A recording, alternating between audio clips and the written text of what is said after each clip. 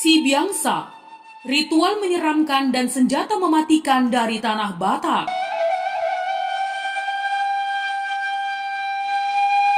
Iya teman, si Biangsa adalah sebuah ritual mengerikan yang dipercaya menghasilkan racun atau senjata yang sangat mematikan zaman dulu, yang lazim dilakukan oleh nenek moyang orang Batak. Si Biangsa ini dikenal di beberapa daerah teman, seperti Samosir, Silalahi, Simalungun, dan Tanah Karo.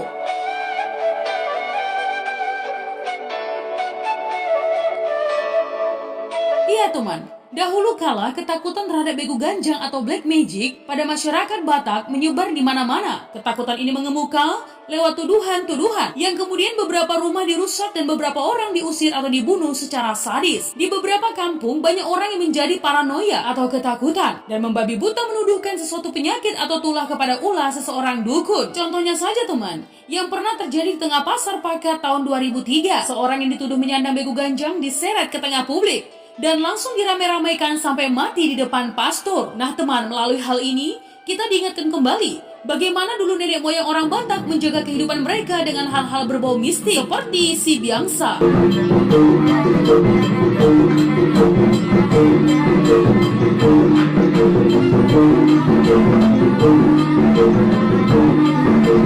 Struktur kampung pada masa itu dikelilingi oleh parit teman, di mana ditanam bulu duri yang rapat tak tertembus dengan hanya ada satu pintu keluar.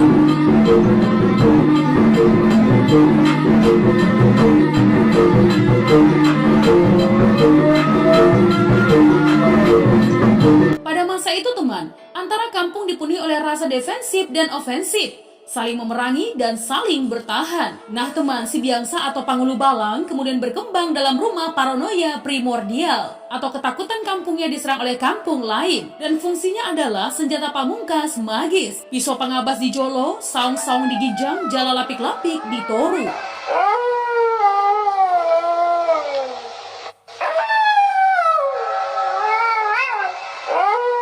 Menurut cerita teman, metode pembuatan si Biangsa adalah dengan mengorbankan seorang anak, dan yang paling disukai ialah hatoban atau hamba atau budak, ya, yang dipelihara dengan menggendutkan, memberi makan enak-enak sehingga ia tumbuh gemuk dan subur. Ke telinganya lalu dibisikkan, kemana saja engkau saya suruh engkau harus menuruti. Dalam harapan diberi makan, anak itu selalu mengangguk.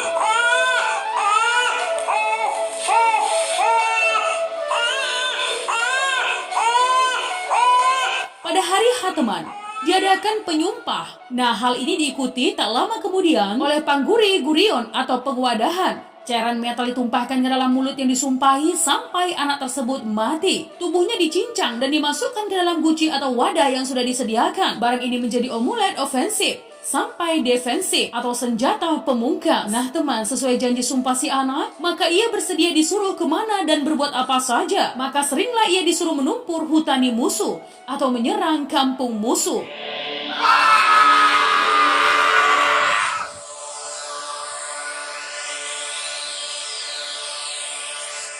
Bisa saja teman, seluruh isi kampung menjadi gila, berkelahi atau mati kena tulah atau penyakit. Namun teman, versi lain mengatakan, di Samosir, menurut cerita seorang penduduk bermarga Sitanggang, ia mengatakan si Biangsa ini berasal dari seorang bayi terpilih yang kemudian digongseng hidup-hidup sampai mati dan tubuhnya mengeluarkan minyak. Minyak inilah yang kemudian dimasukkan dalam wadah dan kemudian dipakai sebagai senjata pemungkas oleh kampung, disebut untuk menyerang atau bertahan terhadap serangan musuh.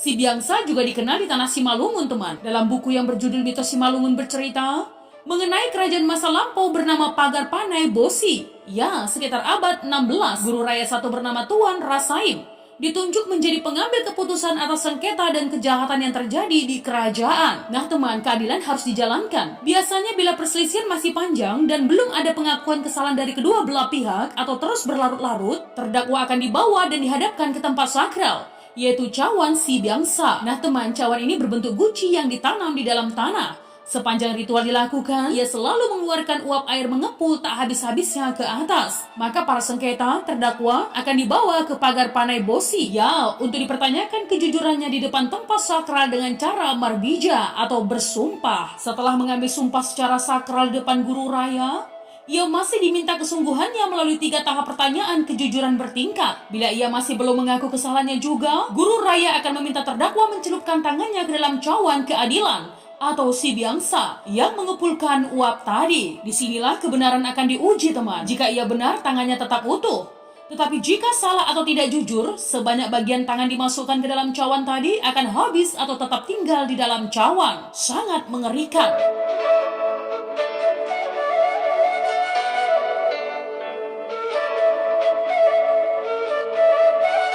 Ya, terdakwa akan kehilangan sebagian tangannya.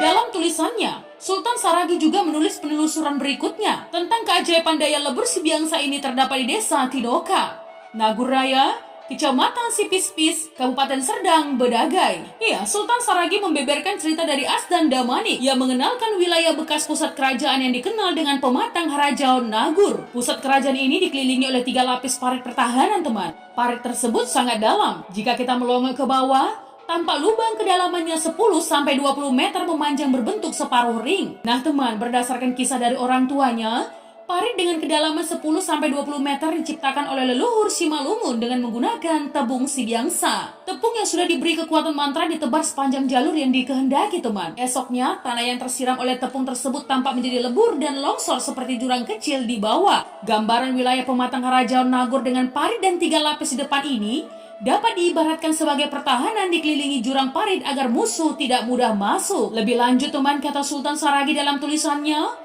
mereka menemukan guci si biangsa terbuat dari tanah liat yang tertanam di atas bukit, tepatnya di desa Dolok Malela, Kecamatan Gunung Malela, Kabupaten Simalungun. Guci tersebut tak jauh dari lokasi 7 patung yang membentuk lingkaran yang berfungsi sebagai penjaga kampung. Nah teman, berdasarkan tuturan juru kuncinya, guci tersebut sengaja ditutup oleh batu agar tidak mengembalikan daya magis masa lalunya.